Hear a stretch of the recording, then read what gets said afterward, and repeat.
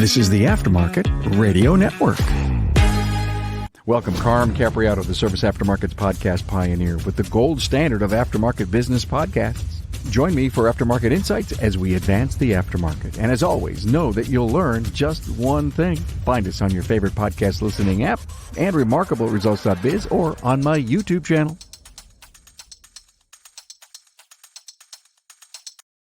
Hey everybody, Carm Capriato, Remarkable Results Radio. So glad to have Dan, Taylor, and Rod Olson back. They were together on episode 855. We did a great episode on leadership principles. So Dan Taylor, Senior Business Advisor, Transformers Institute. You're going to hear a lot from him for the remainder part of the year. How you doing, Dan? Good, Carm. Good. Excellent. Good to see you. Glad to have you here. Thanks for bringing Rod back again. Rod Olson. Hey, Rod.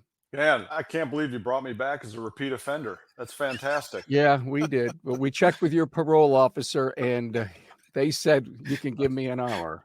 So Rod is known as a coach for his ability to help high-performing leaders see things others don't see and find their sweet spot as they lead and motivate others in the 21st century. He is founder of the Coaches of Excellence Institute and the Coach O Consulting Group. Rod is also the author of 3 highly acclaimed leadership fables, The Legacy Builder, Wisdom Lunch Warrior, and The Greatest Motivational Tool. After nearly 20 years as a college football coach, Rod has spent the last decade plus working with elite teams and organizations while teaching, coaching, and mentoring some of the country's top coaches and leaders. No pressure. Rod can be reached at coachesofexcellence.com or message him on Twitter at CoachOTip. How cool is that? Hey, guys, We're going to talk about speaking greatness into others. And if there's anything that I know in this particular industry, Dan, and I know you could probably confirm that, we're probably not lifting or recognizing the spirits and the work, the contributions of our team into our company, because we're always talking about building a more professional organization. And so much of it takes on leadership's greatness. And I think that you're going to get some incredible tips out of this, creating a culture of recognition. Let's do this thing, Rod. Yeah, absolutely. Absolutely. Yeah, so part of the background of that story is in a lot of my workshops, I talk about affirming people, right? Affirming people and I learned this from Rod from years ago, so I'm going to give him credit, in a sincere and specific way. So there's a big difference between saying, hey, nice job today versus excellent job of wrapping up Mrs. Smith's car. She really needed it today, and she was so, so grateful. So thanks for putting in the extra efforts to get that done today. She was elated when she left. And thanks, Charlie, or whatever, right? So that's being sincere and specific.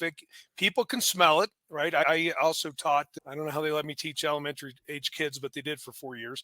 Kids can smell it and adults can smell it when it's not accurate. So one of the slide decks or a piece of information I sent you, Carm, was off a recent survey, a recent study that showed 37% of people would just feel better about work and would perform better if they were just recognized. And I gave you an example of that just now. And then I will throw in the inspire me. I'm not sure exactly how they categorize that inspire me, but we can get into what motivates people, giving them a little bit of a lift. And I'll let Rod run with the ball of speaking greatness in other people. But that is, I'm rounding up. That's 49%. So basically half of our team will do a better job in their work-related activities all day long if we'll just recognize them. That's all they want. Tell me I'm doing a good job with XYZ and be sincere and specific about it. I want to repeat and emphasize that because my own ear, when somebody says, hey, you're doing a great job, it goes in one side and right back out the other. But if they're sincere and specific about what they are thankful for or what they are recognizing me for,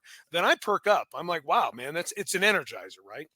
Man, we can talk about sincerity for 2 hours, I guess. And, if you're going to recognize me, Dan, Rod, and say, hey, Carm, great job, but you're doing it while you're reading the paper or looking somewhere else. Okay, my intuition says he wasn't genuine. Right. Yeah, no doubt. And, Carm, one of the things we've discovered, and we all know in the 21st century, is we are expert crap detectors. And we can spot a fake from a mile away now. We have no issues with calling people out. And if we don't want to call them out, we'll just check out. We'll just basically kick that person to the curb or their opinion, their voice, whatever it is. And yeah, we can see inauthenticity very quickly nowadays. So the biggest reason too for the specificity And that's more of a technical and tactical coaching question, because specificity, leads to clarity, and high clarity equals high performance. So, and low clarity is low performance. So, from a coaching, just a technical coaching standpoint, sport coaching and teaching, specificity is the key. You got to be absolutely surgical when you're talking to people. Generalities promote insincerity. So the more specific, as Dan said, you can be, the better. And then the other piece that I talk a lot about is the example part that Dan's talking about, a kind of a 6-step process I use when I teach speaking greatness. But one of the steps in that process is you got to give the people an example or state the evidence of what you've seen. If you can't give an example or state the evidence, then you're blowing smoke, and you're making stuff up. Sorry, I've been around the SEAL too much. I'm cussing a little bit right now. So, and I don't mean at the zoo. I'm really, specificity and the examples, the evidence is so crucial to the coach and to the teacher and to the leader. It really is what is really is the separator when it comes to really inspiring people and helping them get to the next level. I think that's so critical. And if you're listening and you've ever said to somebody, hey, nice job, and that person casually just continues on, I would be thinking, what part of what I did today or in the last hour or two did he think or she think was nice? That was a nice job. I love the can I say that 10 times fast? Sure you can. Specificity. Absolutely. Absolutely. Yeah, otherwise, the generalities lead to ambiguity, right? And we know this from research and studies. There's a lot of not such good stuff that goes around in everybody's head, mine included. And when we think about the filters that we already have, the screening that we already have, I have lunch later today with one of my guys from my own shop, and we're going to talk a lot about this because I learned through some assessments that pretty much anything that is said to him, he runs it through a very condescending, negative filter. And it was amazing. I stopped and looked him in the eyes this weekend. I had a race this weekend and we did podium. And I said, I need you to listen to me. The stuff that's going on in your head's all soft stuff, right? It's all soft wiring. It's programming. We are going to help you reprogram some of the stuff that's going through your head. And when I say specifically, thank you for doing this and this, I truly do mean that. It's not platitudes, it's not niceties, but in his head, I already know, well, I'm on the clock, so I'm just doing my job. No, you're doing something that goes above and beyond what is being asked for you to do.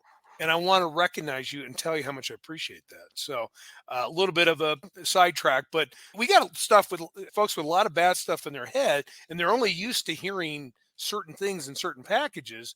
And so when you first introduce this affirmation, speaking greatness into people, recognizing things, there's going to be some questions on whether you're being sincere or not because of some of the negative things the filters that are already going on. Hey, it's no secret. We're facing a technician shortage, and Napa Auto Care has a solution with the Napa Auto Care Apprentice Program. The program was pioneered by one of our own. Pete McNeil and Master Technician Jake Sorensen from McNeil's Auto Care in Sandy, Utah, realized that the problem of not having technicians available for hire was not going to solve itself and decided to take action and look at a different audience of individuals available for hire. A focus was put on younger individuals with the right passion, desire, and attitude to work in the automotive repair industry. Jake and Pete sought after these individuals and developed a technician apprentice program to give them the training needed to become a successful technician in today's world. The Napa Auto Care Apprentice Program includes a comprehensive 9-stage curriculum that includes a variety of types of training, and they are classroom training videos exclusive to the apprentice program. Now, these videos provide in-depth training from a successful master technician. Also, Autotech classes with instructor-led courses offered through Napa Autotech and Autotech e-learning. This web-based e-learning is designed to target specific training topics.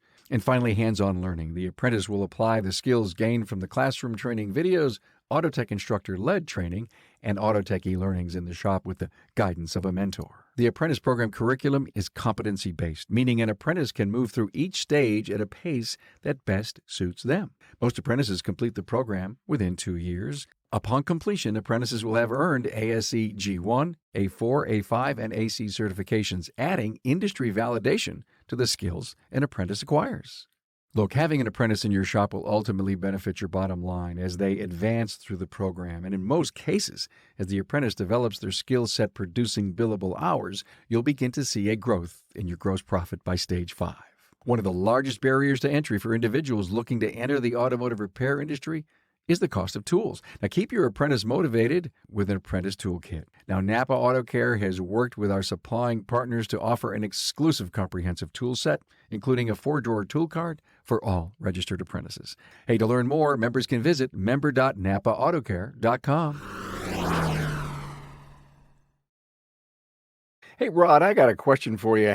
As have been a football coach and a coach to so many professionals, when you recognize a sports individual, a sports player, let's call it a footballer, is it a motivator? Say that again. Is it a motivator for them to be recognized? Oh, yeah. I think, the whole 5 love language deal for your marriage, and I think Dan talks a lot about this too. You got to figure out what their love language is. There's no question, whether it's words of affirmation, whether it's touch, a fist bump, whatever. And I'll tell you what we discovered as coaches is I got to use all 5, all 6 constantly. I've got to use a combination of both because you got to remember now, as humans, there are 6 human needs we all have, and one of them is variety. And so if you do the same thing over and over again, your feedback styles are constantly the same, I'm going to get bored and I'm going to tune you out. The other thing we like though is predictability and stability. So now you're telling me you want stability, you want predictability, but at the same time you want variance. And the answer is yes. So as a coach now, I have to be all things to all people so that I might reach some. That's the name of the game. And so I have to really get to know, the first step for me in this whole speaking greatness thing is you have to be a noticer, which means you have to see things other people don't normally see. By the way, this whole speaking greatness term, Carm, you might be interested in this. The genesis of it came from, I was coaching at Oklahoma State University, and the F word was a noun, verb, and adjective. We used it for everything. And I don't mean the word fun. All right. And we were just dropping F bombs constantly for everything. And everything kind of changed for me. And I realized I was doing that when I was at a dinner party with my wife in Oklahoma, and we're talking to all her friends. And then somebody goes, "Hey, do you know Carm over there? That guy, that podcast guy, do you know Carm?" And I go, "Oh yeah, Carm's." And the whole room went, "Whoa." And all their hair blew back. And I went, "Oh my gosh, I'm not at work. I can't be dropping the F-bomb like that." And then I went from Oklahoma State to Appalachian State University, and Jerry Moore's the head coach who, won multiple national titles, everything else. And so he would not allow us to cuss on the practice field or on the headset during games. So I had to retool my entire vocabulary quickly. And next thing you know, I'm trying to use not so bad swear words. And then I try and go to replacement words like frickin' and frackin'. And I found out when my 6-year-old said frickin' all the time, it was on me, and it still means the same thing. And so I had a mentor though that challenged me. He said, "Rod, if you have to use sarcasm, motivate by fear, cuss people out, or be demeaning or shaming, you're not a very good coach." And I was like, well, that's like 90% of my style right now. So I'm like, you hit them all. And I go, I've got to make an adjustment here. So I started looking into and watching great teachers and great coaches. And I'm a faith guy too. And there's a great proverb out there, that says, "Speak life, not death into people. And life and death lie in the power of the tongue." So lies in the power of the tongue. So I wanted to figure out a way to authentically coach my guys, because a great coach and a great leader critiques, you correct. So I'm not going to let that go.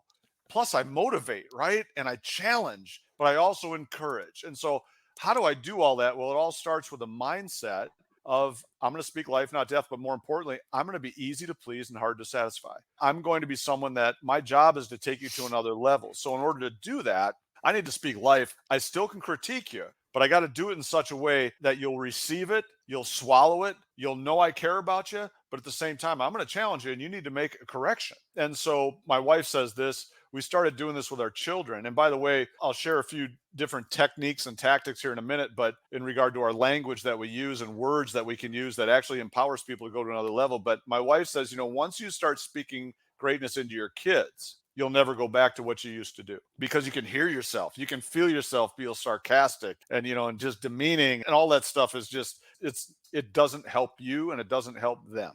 I am so moved by that because I can only think of the professionalism in our industry that we are all working so hard to overcome, changing some of our language, the way we look, the presentation of our facility. No doubt if we are going to be more professional, we have to consider the language that we use inside of our shops and how many customers would overhear Now, some of now that.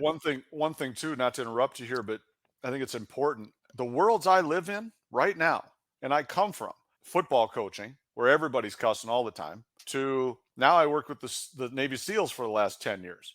And so I've talked to their leaders about their language too. And the other thing that Dan brought up that's uber important here, if you're, for example, if you're using the F word to describe everything, okay, that's ambiguous. And I had a mentor challenge me after he told me the 5 things I was already doing really badly.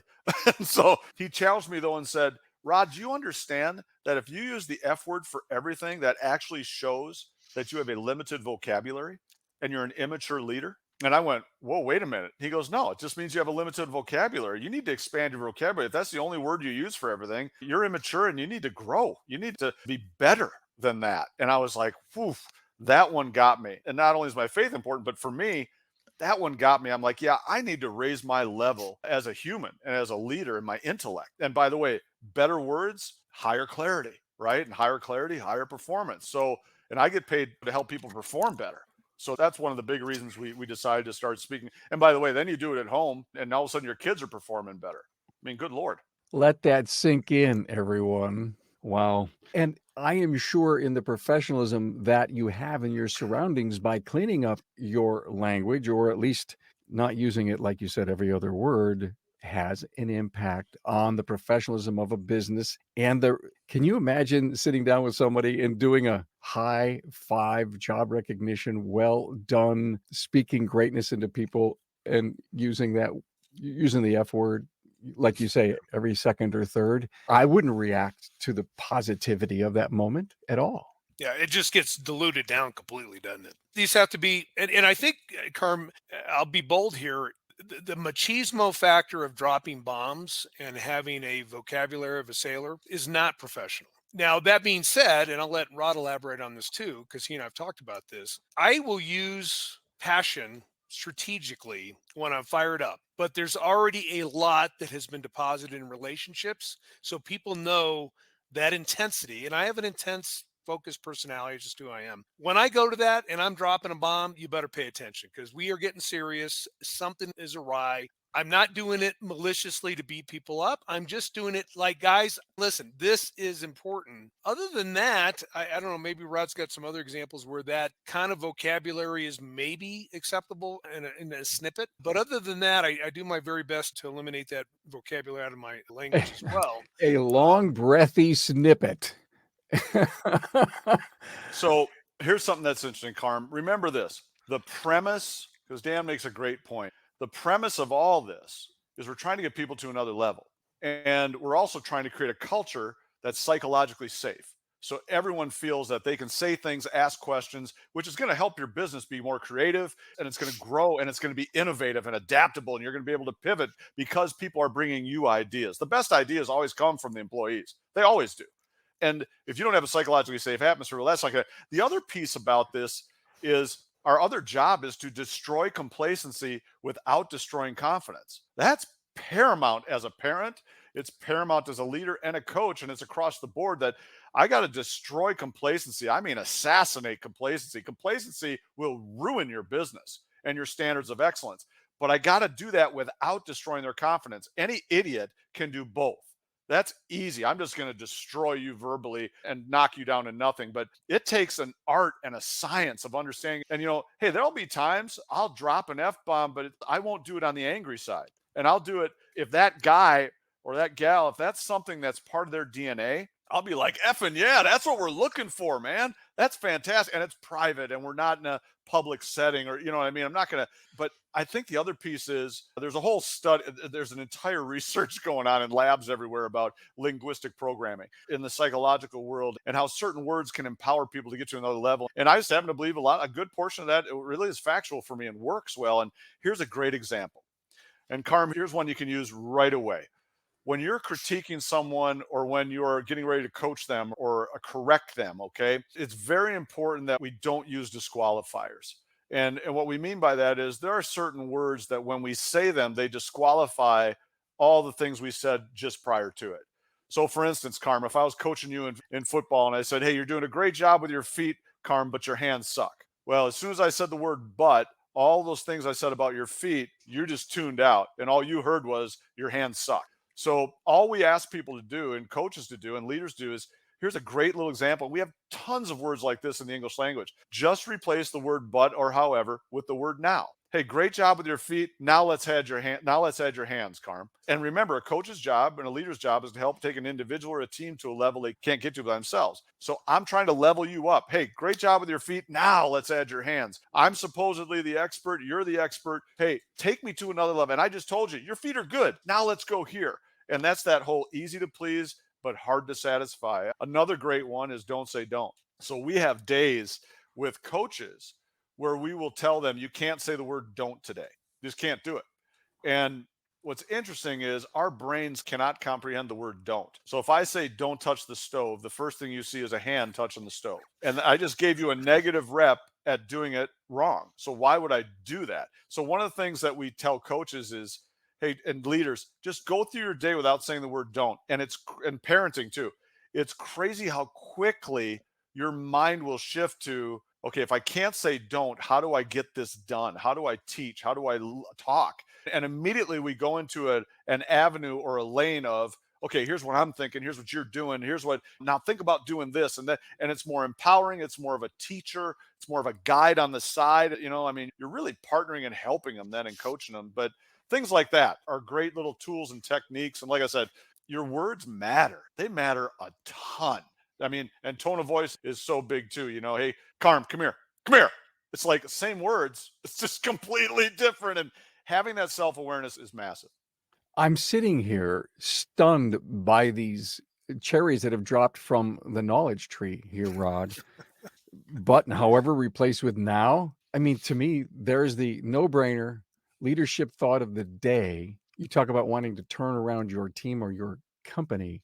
Just, okay, let's hang up. You got your money's worth. Thank you very much for being here, everyone. No, really, there's more to come. We want to have people, Rod, feel great about the place that they work for through, if you will, talking greatness to them and recognizing them. Give us some advice on that. So, Dan, I want you to touch on this too as soon as I'm done here, but don't forget now. Don't say don't, right? Don't forget. You got to critique if you're a great leader. You've got to correct people. There's a standard. We can't waffle on the standard. We can't just dilute the standard and, oh, everybody's wonderful and Carm, you're doing a great job and we love you and ELE, everybody loves everybody. And that's a bunch of crap, man. Great coaches, great parents, great leaders. We're going to correct. We're going to critique. And as my wife says, it's not what we say, it's how we say it. Okay. So, at the end of the day, nothing new under the sun, but we get to a place where we have igniters, we call them, or derailers, that there are things that trigger us. And this might be helpful. And then, Dan, I'd love you to piggyback on it. We teach, one of the great things with the SEAL leaders is we teach the special operators, hey, before you go in your house, make sure you understand what DEFCON level you're at, meaning what anger level or frustration level are you at? Know what that is. If there's 5 levels and you're at 4, do not walk in that house. Just breathe, gather your thoughts, reframe what you're doing, and get yourself down to a DEFCON 2 or a 3, because you can't let your kids spilling milk on the kitchen floor blow you up. You just can't. Great leaders have got to have better self-awareness and situational awareness than that. So one of the things we really spend a lot of time on too is know your DEFCON levels before you critique or give people feedback. And I would add in, as a leader, coach, owner, one of the ways you can do that pretty quickly to get a vibe, let's say you've got your stuff under control and you're at a lower, more moderate level, and irritants aren't going to get to you like they might if you had a heightened challenge going on, is to ask them how they're doing. Before a lot of my leadership meetings, I will ask people to score themselves 1 to 6, a lot of times, or 1 to 10. I like the 1 to 6 model that Rod teaches, because then there's not middle land. You can't say a 5. So you're either 3 or 4, you're floating on one side or the other. But I ask them, how are you doing personally? 1 to 6. How are you doing work-wise? Like, how's work going? And how's your team doing? And we get an immediate pulse. It also gives us an idea of where we go in 2 days worth of meetings. Am I recharging people, or are they getting recharged by being with us? So I think you can ask the same questions to yourself. Where am I at 1 to 6 on X, Y, or Z and get an immediate calibration of what's going on in your head. I would love to, frankly, Dan, are you doing this kind of coaching with COOs or CEOs in the aftermarket? I work with all the integrators, the guys that get everything done. So I do with both. I know Okay. Greg recently rolled out a more what I would call life coach questioning. It was interesting to watch our Platinum One group answer those questions 1 to 10. And they had questions about your physical health, how you doing with relationships, close relationships. There was probably 20 or 30 questions. And I was pretty wowed to the fact that guys were pretty honest with themselves and they realized, wow, I've got some work to do in this category. I'm out of balance, and we could talk another whole dialogue on quote unquote the balance of life and the fact that it really is never really balanced. But yeah, they were working on that, and then I work on those with my groups all the time. We talk about psycholinguistics, which is the technical term Rod used. The words that are used that we use and other people use to us have an immense power on how our day goes, how we react to things. And it's really critical that we can focus on this. This is all soft skills, right? So most of the sessions I've had with you are some of them are number oriented, but a lot of them are soft skills. And what I get excited about is if we can identify that this is a challenge or something I have a deficiency on. I don't like using the word weakness.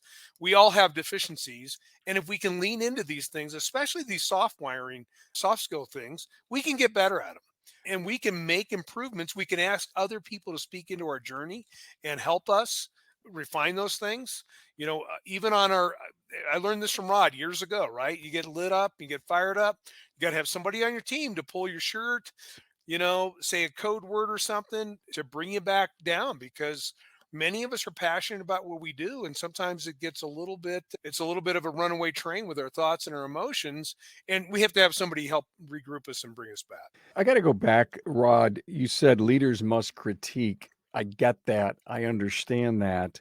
But if we're trying to recognize an individual, say privately or publicly, we cannot be in a critique mode. We cannot be in the but mode. So, are we trying to also encourage our peers to recognize each other, which helps the leader keep, in that building and critiquing moving ahead mode? I just want some clarity to that. Yeah, remember, really good question.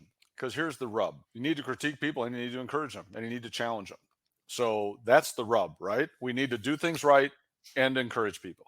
All right. So you're telling me I can't critique, Rod? No, of course not. You need to critique, but it's not what you say. It is what you say, but it's even more importantly how you say it and how you do it. We always talk about the art and the science of it, right? The science is go freaking confront it and critique them. Yeah, but the art is you got to do it different for every person, and you got to understand how to read. So here's a starting point for you in this whole critiquing thing. And Carm, we do this all the time. See where your default setting is. If I asked you, and please answer this when I ask it, okay? Are you more of a challenging person as a leader, like meaning you like to challenge people, or are you more of an encourager? By the way, we're all both, but what do you kind of default or lean towards, Carm? Encourager. Yeah. So what I would tell you is you're soft and you need to get better. No, I'm just kidding.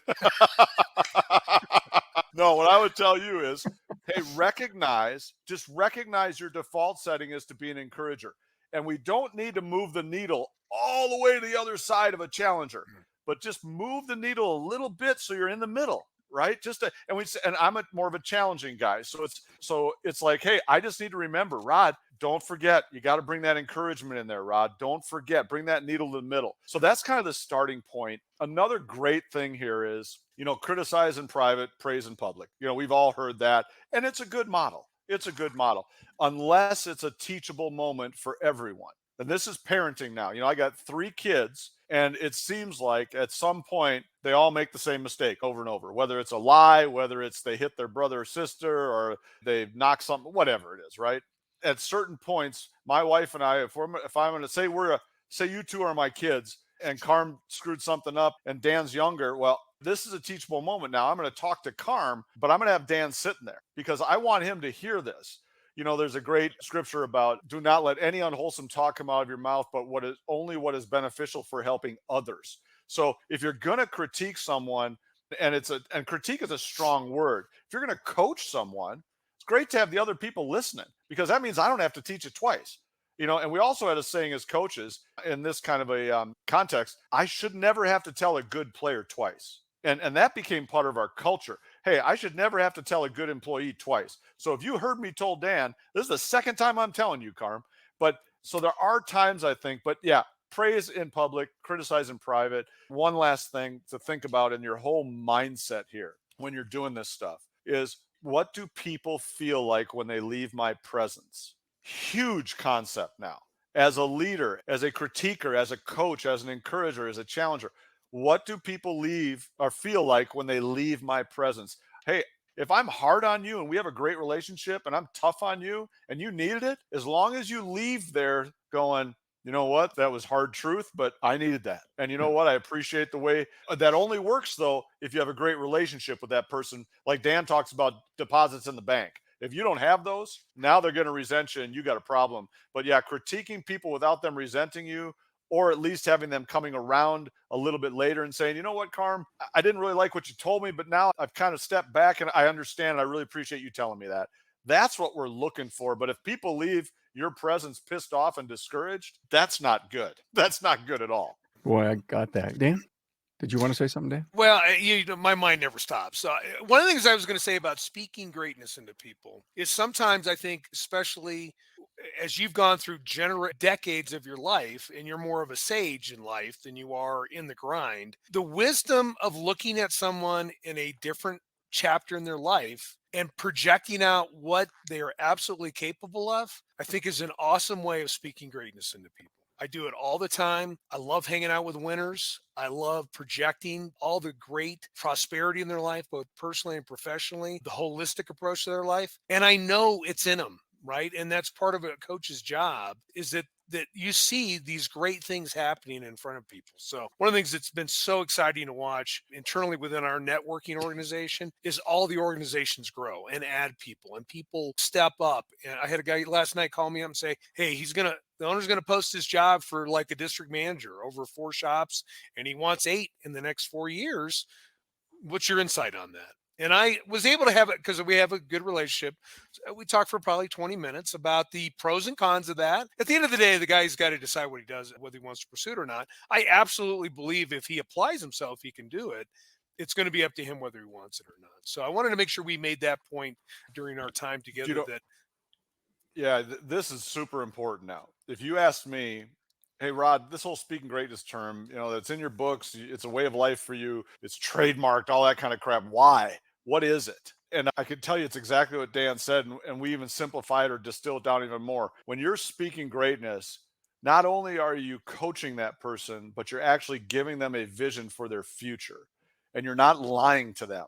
You're not telling your kid that's overweight and slow that he's the fastest kid in the city, because later on he's going to get cut and he's going to come home and you're going to say, why'd you get cut from the track team? He said, well, I'm not very fast. And he's kind of mad now. He goes, yeah, because I don't know why I got cut, because you guys told me I'm the fastest kid in the county. And then they look at him and go, well, you are to me. It's like, come on, bro. We can't do that to people. Speaking greatness means, hey, Carm, I do a lot of these podcasts, and the way you treat me, especially if I can't get my headset to work or my mic to work, the grace you show me, the patience and the questions you ask me, and how you draw stuff out of people. Dude, you're one of the best guys. And you know what? Your ability to do this and the sound of your voice, man, I believe in the future, especially you remind me of those guys at those late night DJs with the nice calming voice all night, man. And I'm like, that dude, I could listen to him all day long, man. And see, like, look at you right now. Like, I'm not blowing smoke either, because those are the certain gifts that you have. But my job, as Dan said, as a coach, as a leader, is I got to get that greatness, pull it out of you and show it to you and go, here it is, bro. This is you. And this is who this could be if you want to be. Now, in order to do that, you got to make some changes. You got to make some corrections. And now I've given you a compelling reason to change also, which is also a hallmark of a master teacher. I got to give you a compelling reason to change before you're going to listen to any of this stuff. Thank you. My head's a little too big for my studio right now. I appreciate it doesn't that. fit it's not fitting the frame right now. Yeah, I know. It's true. Whoa. Hey, listen, guys, thank you for the last 10 minutes. I'm motivated, but I got to go back to the discussion, Rod, that you had where you two, my sons, Dan and Carm, and you did something wrong, but I wanted Dan to hear you. So I sat down and talked to you. I was motivated and moved by that because we're talking a lot lately about the words common sense. And I know, Rod. Yeah, I know, Dan. And people have come on the show and say, Carm, it's really common knowledge. We're just, the individual who lacks common sense was never taught this. And so my point is if Dan was listening to Carm being talked to by Father Rod, the beauty of having him there is that you were teaching him something along the way that either he will prevent from happening or use in the future. Does that So make sense to you? yeah, so just so we're clear, this is how we taught people thousands of years ago. This is how we all learn is like, yeah, dude, I saw what happened to him and I don't want that to happen. Wisdom is learning from other people's mistakes, not just your own, right? But I will say this, there's an appropriate time to do that and then there's an inappropriate time, right? But what I love doing too is, again, this is crucial in regard to speaking greatness too, is I'm constantly, if I'm a world class teacher, leader, coach, parent, I'm constantly looking for teachable moments. That's my mindset. When I was a head coach, man, I constantly I was taught look for teachable moments, whether it's with a coach, whether it's one of my players, and then, whether it's appropriate or not, you got to have great timing and a good presentation, right? You have to have both. If you have great timing and a bad presentation, nobody will listen. And if you have a great presentation, but it's bad timing, as we all know with our wives, they'll never listen either. So you got to have some feel and touch to it. But you know what? You can teach feel. You can teach him to be a noticer. Dan does a great job of breaking down technical techniques that and tactics that leaders can use to increase not just their emotional intelligence but just common sense, dude. I love this other word that goes, it's almost the antonym of common sense is nonsense. We live in a world today of a bunch of nonsense. I mean, well, I want you to make sure you put a star in front of my name in front of it. That's a bunch of freaking nonsense. All right. We're not in kindergarten. We're in a shop. All right. And we're 30 years old. And you know what? It's time to freaking treat me like a man. You'll act like a man. Treat me like a grown woman. You'll act like a woman. I treat you like a little girl, a little boy. You're going to act like one. So there has to be a level of responsibility. And we got to keep taking people to another level. And I love saying this too. The beauty of speaking greatness is not changing people. Great leaders don't change people, they help them grow. And that's what Dan's doing all the time with all these groups he's leading. So what I'm trying to do is just, dude, I don't need to, do we need to change? Yeah, I'm freaking 57. Good luck changing me, but I would love to grow and add more tools to my toolbox and increase my, what's the word I'm looking for, Dan? Drill down on the current abilities I have and enhance those. You know what I mean? And I think Dan could speak more to that of, hey, he's working with some people who've been doing this a long time now. How do you take them to another level in regard to their feedback, critiquing, and speaking greatness? When I think about, I've seen Dan in action. I was lucky enough to be at a meeting in Buffalo when Dan was in, and he had about himself a dozen of the COOs in his groups. And I watched him facilitate. Didn't say a whole hell of a lot, but what I learned from you by just watching, and I kind of knew it, so I was not only critiquing but absorbing what you were doing, is that there was always a message inside your words of support, Dan, if someone was willing to latch on to them. I'm humbled and I appreciate the kind words, guys. A lot of it is just I love these guys and gals, and I want them to have just amazing lives. And this whole general topic of speaking greatness is if you can look at another human being and go, you know what, man, what does life have in store for you? What will the universe, if you're a faith person, which I am as well, what if you apply yourself and let other people help polish you and speak truth into you and encourage you and challenge you and do all those things? Man, the sky is the limit for all of us. And we've talked about this on other things. We all deserve the very best. I believe that about people. I want the very best for them. And my role right now is to encourage and push and channel them, hopefully for better things, first and foremost for their family and themselves, and then their organizations. And I know if we do both, if we do one or the other, both will prosper, both will do well. So thank you for the kind words. Yeah, I'm in my sweet spot in life. It took me 60 years to get here, but I absolutely love what I do. And even these podcasts are just a great encouragement to me. I sometimes am able to share some of the content with the leadership groups and reinforce stuff, constantly reinforce it, constantly work on the things that are going to make differences in their organizations and in their own lives. Well, we are a receiver of your wisdom, and I should tell you some behind-the-scenes thing, Rod. About every week and a half, Dan sends me an email. Here's a new presentation. This will be a great podcast. I'm working on something. I was inspired. I'm thinking of doing this. What do you think? And so we have like only 5 of these in the can or ready to go. And so I am glad, Dan, that I am a funnel or a conduit to your inspiration as a leader and you wanting to get these stories told or these messages out. Yeah. So thank you for this. By the way, Hey, somebody, I'm Carm. I'm tired Yeah. of sucking up to Dan now. We're okay, good. all right, Dan's okay. good. We can move We did on. him. We We've did spoke him. greatness. I even did you now. Yeah, you did No, me. Hey, 2 thoughts though. This is awesome. 2 thoughts about speaking greatness, and then we can go back to patting Dan on the back and go in there. No, 2 thoughts they're really paramount when we teach this. 2 effects of speaking greatness that are massive and are great reasons to start speaking greatness. Obviously, we've got the first one we've been talking about, taking people to another level. That's great, but there's 2 more that are just absolute great reasons to do it. Number 1, it will change your entire culture. So even at home, when you start, it'll actually mature your entire culture, because what'll happen is people will imitate how the leader, remember, model the behavior you want to instill in others, right? So people will start to emulate and copy and imitate how you critique people and how you speak greatness into them. It just becomes rapid. We see it with little kids all the time. You do it with your kids, and next thing you know, they're repeating the same language, the same format. They're doing all that. The second, so it'll mature your culture very quickly. The other thing that, and by the way, the reason it'll do that too is if someone says something not a great way, I'll pull them back in my office and I'll go, hey, I love how you attacked that situation.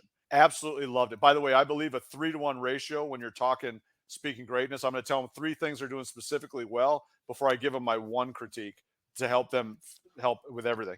And I'll tell them, hey, great job attacking that situation. Second thing I loved was how you started off with a specific example of what they did well. And the third thing, I can't think of it right now. I'll get it back to you later. Now, what I would encourage you to do is this, right? And I love that because now it's a constant teaching environment. The last thing is, my wife said this and I didn't really realize it, but a guy that is in one of my books told me this. He said, you know what, Rod? I didn't realize the residual effect of speaking greatness. And I said, what does that mean? He said, for me, he said, I can't tell you how much better I feel as a leader when I'm critiquing well and I'm speaking life into people. He goes, my value, my inner joy, my relevance, I feel better, Rod, when I speak greatness. You didn't tell me that would happen. And I went, dude, you're right. You are right, bro. You're right. That's a powerful statement of how much better you can feel because you're paying it forward. And I'm not sure that's the right word, paying it forward, but you're trying to develop people to be better leaders on their very own by ultimately mimicking you. And if you start seeing the reflection of that individual, you start seeing them grow, and there's nothing like putting your head on the pillow at night and feeling, man, what a solid day. And remember, Oof. we're all great leaders, great parents, all of us. We should be trying to work ourselves out a job. The employees of today are the shop leaders, owners, and CEOs of tomorrow.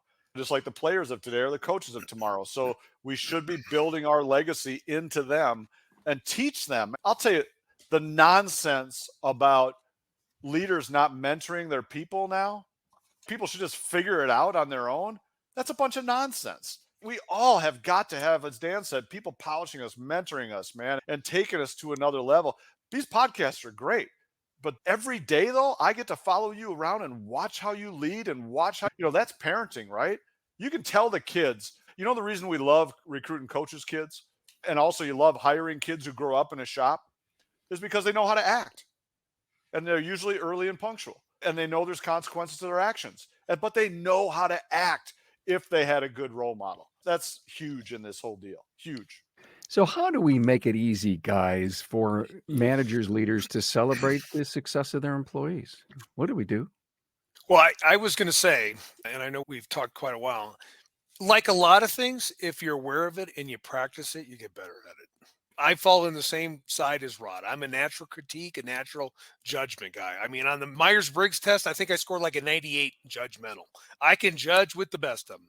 But if I come from that place, everything gets ruined beyond that. So how do you become an encourager, Dan? How do you Well, balance it? What do you do? one, on my own salutations or whatever they're called, on my emails, every message I end with "make it a great day," because I am responsible for either pooping somebody's punch bowl, including my own at times. And it's a constant reminder. It reminds me every single time when I communicate with somebody, how are my words coming out? How is my presentation? Am I speaking greatness into them or not? Am I blasting them without any getting them back out of it? So I remind myself of it all the time. And I guess part of it's just polishing myself. I mean, I force myself.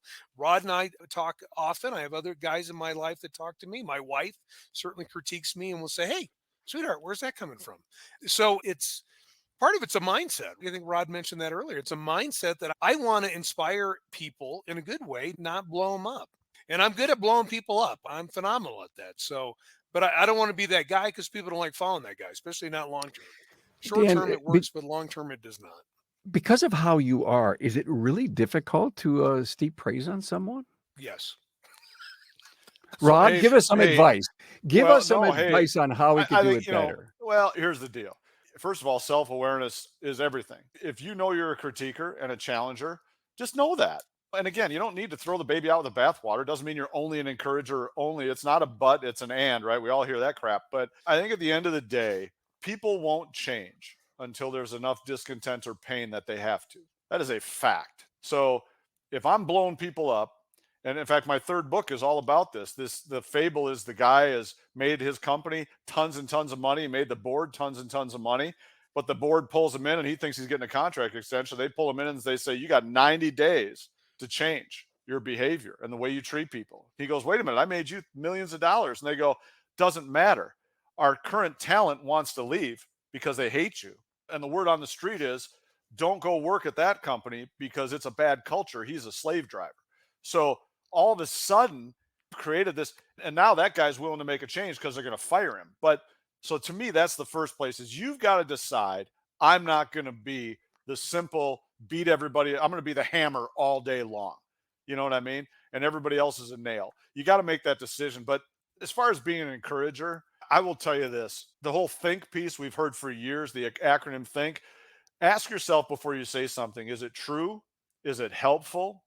Can I say it in an inspiring way?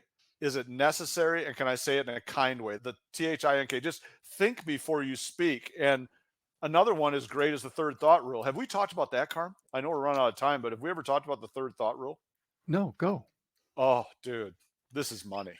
This is so good. All right, wait a minute. It's so we're gonna good. have We'll do it on the next one. no, Rod. I mean, can you do it in like 5 or 8 minutes?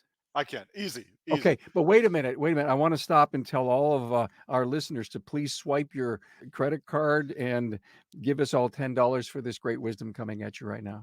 That's right. I'll tell you what, as a matter of fact, I'll give it for free. This one's free on me. Okay. All right. No. So a good friend of mine named Gary Denham, he's a retired Navy SEAL. Gary is wonderful. He's a master teacher, one of my best friends. Gary has no filter, none. Like, blah, it's just going to come out, man. No filter. Remember the old commercials, count to 10 before you grab the baby so you don't shake the baby, all that stuff? Well, think before you speak. All that stuff is good. But some guys, that just doesn't work. All right. And Gary's wife had enough. So and his wife's a divorce lawyer. So this is perfect. They're at a dinner party and he says something stupid and inappropriate amongst her friends. So she grabs him, pulls him over the corner, and she goes, "That is it. I am sick and tired of you just blurting out stuff. And these are my friends, my colleagues.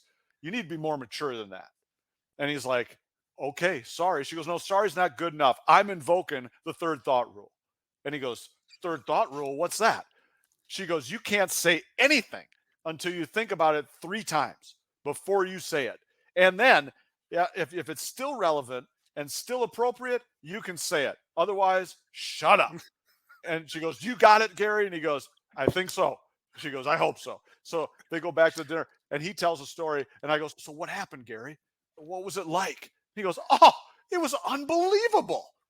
And I go, what do you mean? He goes, oh, I didn't say anything the rest of the night. And I was like, you gotta be kidding me. And so what the point of the whole story though is, and I said, well, what happened? And he said, well, by the time I thought about it 3 times, usually the moment passed. And I love that saying for leaders. Hey, this too shall pass. You can't let stuff go that's cancer your culture, but everything else, you can probably wait. Okay. And so that's a great lesson right there. Just wait a little bit. Okay. Second thing, he goes, Rod, if I couldn't figure out a way to say it was appropriate, he goes, I just need to not say it because it's going to be detrimental to the conversation. And it's not professional and it's not inspirational. So he said he had to figure it out. So I always encourage people, think before you speak, do the 3-to-1 ratio. If you're not an encourager, I wouldn't tell you to increase it to almost 7-to-1. Do 7 encouraging things before you give your 1 critique. And then the third thought rule might help. There's 3 things that people should be able to latch onto. Pretty simple. We're listening to you on the third thought rule.